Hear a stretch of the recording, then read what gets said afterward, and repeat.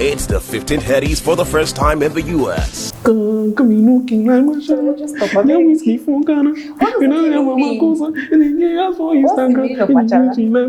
But see, it doesn't. No one knows what it means. I'm pretty sure they need to understand. But it's provocative. How? Gets the people going. How? It doesn't matter. This one not give you it, I will not give you it. Machala Jackson. Jackson 6. Whiskey is the 6th Jackson. Yeah. Don't joke with it. Okay. You guys feel out. Thank you. Alpha. I do. This season, Abby. Shout out, animation. APC. You're not serious. Seriously? You are carry edition. Yes, supposed they were that. Oh my god. Let's be adults. Okay. We are not going to be adults about this edition. There's a lot of bands, please. I beg you, the most pressing question is, did the award really need to be held in America? I mean, shout out to, we had a Twitter Spaces on the night of the award, which was, so a seasoned, who's also young, PR professional, who had affiliation with the Headies, who has had affiliations with the Headies in the past, Ada Njemanze, she made a very salient point, and it aligns with an article that I wrote after the announcements came. It also aligns with the facts that we did at the time. There are perspectives to this.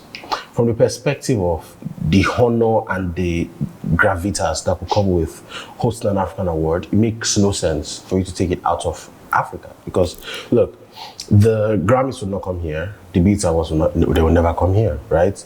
But we also need to understand that when African music was sort of big enough, or the African market was vibrant enough, MTV actually did an African award. That's the perspective. Like, they can't bring the European Music Awards here, but they did an African award, right? That's the perspective. But you also need to understand that there's a power dynamic going on here. The BETs and the Grammy Awards are way more desirable than the African awards, right? And there is way more interest in their culture from us than from them to us. Do you understand? Do you understand what I'm trying to say? Like, America is the most influential country on it in terms of pop culture. True. We aspire to them more than they aspire to us. So it's likely that we go to them more than they come to us. It makes no sense for them to come to us. Like when you try to understand the power dynamic. But in terms of what we are meant to be, we are talking about black pride. We're in an era where people are taking pride in their blackness, their African roots, all right? So it makes no sense for you to then be taking something that is inherently African or inherently Nigerian to the US. Why are you doing that, right? So all perspectives in this conversation are right. And then people that are then saying, oh my God, it's a decision about money. Nigerians do this moral grandstanding thing. If I were put in the same situation, I don't know if I would do better. Let's be honest, bro. Let's be absolutely honest. The money that you stand to make, that this man has made by taking it to America, is way more than that he's making here. And it's earning in dollars. You know, in this economy, people are saying in dollars. Do you understand? I don't know. People like to do moral grandstanding. At the end of the day, it's about the money. I was talking to one of my OGs yesterday. And it was like, my brother, what is this? What is the scope? What is Ayanimasha's scope? Is it about money or legacy? You can't go wrong with either. If you are building a legacy, your legacy will be there. But when it comes to money, when you don't have legacy, money can give you legacy. Do you understand? So I get that perspective as well. But I also do. But the reason that I'm employing, even though all those things are bothering, the reason that I am employing, or that didn't make me a strong critique of him taking it to America, is Afrobeats is traveling right now, and there's a tendency for awards for things that are inherently Nigerian to be eroded. Nigerian artists don't give a hoot about Nigerian music right now. They don't care about awards. Look at the turnout yesterday. That's the best turnout that the Headies has had in 4 years. Some of them flew from Nigeria to Atlanta. If the award was held in Lagos, they wouldn't be there. Do you understand? They packed money. Fam, do you know what it takes for you to fly? Some of them flew first class. Do you understand? You're talking people that are spending upwards of $10,000, $15,000, $20,000. Some of them money that. The point is, Nigerian artists don't respect things that are here right now. It's not a lie.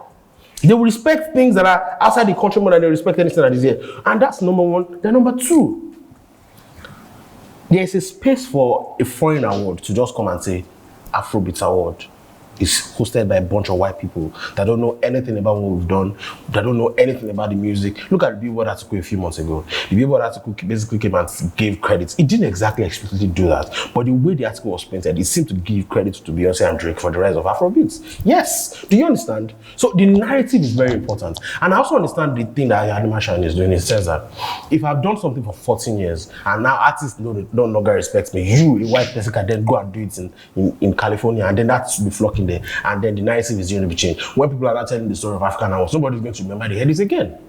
People are going to be talking about that award because it was the one that happened in America. So I get some of these perspectives, but my own thing is, if you are doing it then now, you have gotten the recognition. For example, the president of the Grammys, of the Recording Academy, came there to present an award yesterday, right? So if you are doing that, as long as you bring it back home, I don't have a problem. I don't have a problem. That's it. So what was the plan for the Headies before the show? The rollout and all of that? What was it like? Vibes. You know, at the Vibes producer tag, now vibes everything. I was talking to someone recently, and the person was like, I would have been surprised if everything with the Headies had gone perfectly right. You understand? It's that bad. Anima Shaun is famous for being disorganized. Do you understand? His entire organization and his entire movement is famous for having zero organization, zero structure, zero planning, zero execution, zero production as well. Like, he's known for that. Like, this is, it's not surprising. It's not like, oh my God, why did he do that? We knew that he was going to do it. Did you get? So we knew. All these rollouts, he do events, he do this, he do that. Bro, these guys did a whole event where the winner won 5 million naira. Did you know that? They did a rap event. You saw that? You saw it on social media after. You didn't even know that the event was going on. Do you understand? And people gave the industry hope. They took everybody to American embassy. Thank God I was late that day and I was recording podcasts. You know, they took everybody to American embassy, thought they were going to get visa. People were looking at 2-year visa, multiple entry. Everybody packed themselves and went to the events. Do you understand? All these things were happening. Zero media. Ayo doesn't care about anything that doesn't. It doesn't seem like he cares about anything that doesn't endorse the vanity metric for him. Do you understand? He didn't care. Like, for example, members of Ayo's Academy were not at the Grammys. We're not in Atlanta. What? None of them got visas. Do you know how bad that is? Do you know, if members of people that sacrifice their time, effort, passion for you, they don't have to be there. They don't have to do it. These guys, we can literally see that with the way the academy has changed over the past 4 years, the nominations have become more inclusive. They were not there. None of them got visas. That's the problem that we're facing. That's the kind of person you're dealing with. If the person doesn't care about the academy enough, how do you think he cares about anybody else? People were criticizing the host of the red carpet yesterday. The host of the red carpet yesterday. But that's allegedly that's the only person from Hit TV that went. The rest, the red people didn't go. I know some strong pillars of school promotions and Hit TV. That Lagos, everybody chop this. You understand? Ain't nobody eating no salad. You ain't seeing no DJ Khaled. Your Anima Shine did not go. God did not. Your Anima Shine did for you. They did for you. Did you understand? These are the problems you're facing. You know? My guy was asking people questions yesterday. You know if you do past yourself now, people asking, oh, what do you think about Afrobeats? What do you want the guy to ask? Number one, it's probably not the red carpet host. Like shout out to Deola Jayesimi, the West African label manager for Orchard. Yes, it was on the space that we did yesterday. Where I was talking on a good day should be someone for the big guys, someone for the smaller guys, and then a place where people can take pictures. Yesterday, people were queuing on the red carpet to get interviewed on the red carpet. And the guy was asking questions. The guy they asked, who be that? Who be that way they come? You understand? That's horrible planning. Horrible planning. So what do you think was going to happen when the pillars, they did Lagos? And do you think we're going to hire the people that are red carpet for BT and come and do red carpet for you? That's going to cost money. Who cares? Nakam! No go. Knock that thing, maybe they go. Shout out to Miss Kidon. No, move on, please. Next question. I was going to ask about the red carpet host, but you already touched that. So what about the normal hosts? I think I heard something that was sass. I saw online a normal, And no sass slander will be tolerated in this room. Let's not get started. Okay. No sass slander, simply because that woman is my crush.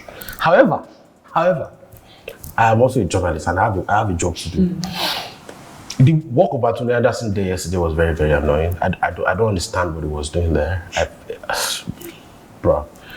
I mean, again, what is Ayo's scope? Ayo's scope in this particular situation is, let's get people, we're doing that was in America. You know how the average Nigerian man thinks? Nigerian man who looks like they're exposed, but they're not exactly exposed. You know how they think? Well, we're doing it in America. Let's get people that look American in there. Do you understand? Let's forget there's a Nigerian award. People that look American that the audience can relate to, even though the audience is going to be 90% Nigerian. Do you understand? And nobody is going to, I'm not sure if you're going to check the ratings of that award on American TV yesterday, I'm not sure it's going to be up to 10%. Because ain't nobody. The entire population of black people in America is under 15%. The Nigerian population is definitely way lesser than that. So let's say even the African population, the children of African immigrants want to work, let's say they're up to 5%. Most of them are going to be at their jobs. Say person when they work for McDonald's, we want to chop money, and I go to watch Headies. If Headies like, let Headies go and die. Nobody cares. Do you understand? So what's the audience of this? But going back to my man, in this particular situation, my man is looking at it and looking at, oh my God, let's put Anthony Anderson there. He's a comedian, he's so blackish, he can crack some very, very dead Black Panther jokes, he can crack a very dead joke about Africa, let's put him there and everything will be fine. And you know, South was basically in America. You know, everything crack, so Ebonics and the Americans speak. Let's go. Some very, very horrible decisions. So on a good day, Nancy Simon should be the one to host that. Not because she's been there, but in terms of someone that knows about the music industry, that has been there, that has experience. Allstars didn't do bad. Don't get me wrong. She wasn't bad. I mean, Anthony Anderson was not great. It was bad. Maybe average. Let's give him average because I like the shot that he fired at Nigerian artists for not attending. But the point is, Nancy Simon should have been the one to host this. Should have been. I mean, people are saying, oh, Allstars is a movie person. She doesn't know. I don't even think that's exactly a factor. I really don't think so. I don't think it's a factor that Nancy Simon is more has more affinity with the music industry than Allstars. I don't think that should be a factor. I think because the VMAs were hosted by Jason Bateman one year, that's not exactly a factor. So, you know. Okay, you sound upset. Before I ask you this next question, please. Okay, breathe. Are you okay? Are you alright? What in the world was that fashion show? I'm like a fashion show, no rehearsal, my brother. Ayanima Shaun is a devil's visionary. He's a devil's visionary. Because I don't know, maybe he don't collect money from Christian Dior or something. And they told them that we're going to do a fashion show, you know. We're going to put models who are going to be wearing African prints, you know. Maybe that's don't give the white people, the white sponsors, don't give them jungle fever. You know, give them jungle fever like this, they give her money. I'm about to show up, you know. It gave them a runway. The runway was less than 10 feet long. But you know what? Let's go. Let's go there. They must collect. Do you understand? Give it to them. Everybody moved on. That's the most horrible thing I've ever seen in my life. It was horrible. It was an eyesore. Shout out to Gracie May yesterday who was there. The thing where Prince Gracie May pass. Now that fashion show. If you want to do fashion show award, let's or music award, please. You collect your money from everywhere. When do it on Friday, do it on Saturday before the award. I might even understand if it's the divas from the award that are taking there, but you know the venue itself was kind of empty. But the point is, fashion show was a horrible idea. But shout out to Ayanima Shaun. I feel like I said no collect money for that one. Moving on. Okay, so what were your favorite moments from this year? Man, I like Fuse's performance. I like the fact that they opened with Fuse and they performed Electricity. I think Electricity is a good song, by the way. Shake, shake, shake. I like the song. And the guitar or the solo that he did at the end of the performance, I like that a lot. I thought Emma's shameless plug was very funny. I thought it was plugging his album into. Go and stream the album. It's going to make it's going to make the blind see or something. Kept saying that. I love it. I thought that was funny, and I like the fact that there was mutual respect. It's a rapper who was presenting the best rapper award to Olamide, and there was mutual respect there. I love that. That's an increase from MI featuring Olamide in 2016 on Chairman, and him saying he's the best rapper on the same record. Do you understand? That was wild. You know, people grow. It's very important. I like AQ's speech. I really like AQ's speech in the sense of he didn't make the lyricists on the road about himself. He made it about the audience. So he gave a shout out to a bunch of legendary Nigerian rappers over the years, which I thought was important. Some very pivotal women as well. I believe I heard the names of Sasha, and I believe Eva was the last name he mentioned, Eva Alodia. I really like that. Yeah, he gave a shout out to everybody, and then he said, "Na me now. It is AQ's time. Na me. Maybe look." But the parts where I liked about it were people that he's had problems with in the past. Like giving them a shout out, like he gave Vector a shout out, he gave Emma a shout out. You know, they are friends, but on family first. A lot of people were going to say that was like addressing like private issues in public on his last album.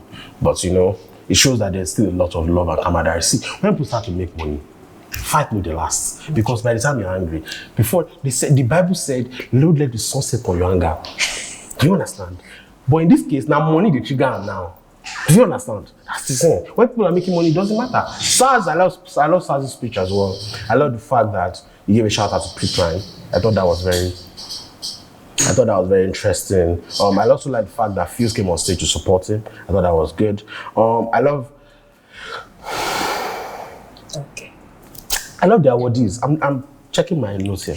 I love the awardees up till when alternative album and best reggae dancehall album came on. I thought the awardees were good. But even after those situations, right, I sort of understood why some of those things had to happen. Like I said, it's Iriakari, 15th Headies, Iriakari edition. Do you know what Iriakari is? No. That's Yoruba for the good things is going to spread around. Spread it around. You know, spread it around. It go reach everybody. So basically, it felt like the metric for the award this year was, oh, you are a superstar, you are a nominee, you attended, and you perform yourself. Okay, come collect award. This one is yours. If you don't collect one, you will say, you know, be whiskey, you know, be Burna Boy, you don't collect one, it's unlikely that you're winning two. Because for that one is enough for you, let everybody go home. You don't collect one, even if you deserve the other one, as so far as another person attend, you collect one when they go your house. I loved it. Nice. Shots fired. Satisfy everybody. Imagine if that man had 3 wives, everybody would be satisfied. Continue, please. But minus the Iriakari that I don't understand fully. What really changed though in the overall this thing? It is Iriakari now. The nominations were very inclusive. I liked some of the things that happened there. The nominations were very inclusive, and it's been like that for about 3 years. I think that's the best thing about the Headies, to be honest. The fact that very inclusive, but the Iriakari style, that's the best part of this. Iriakari. Reach everybody. And APC. Hey, I know actually just so bro. See, Sanwo-Olu was there now. Sanwo-Olu was doing Afro beats in Atlanta when Afro they beat Lagos.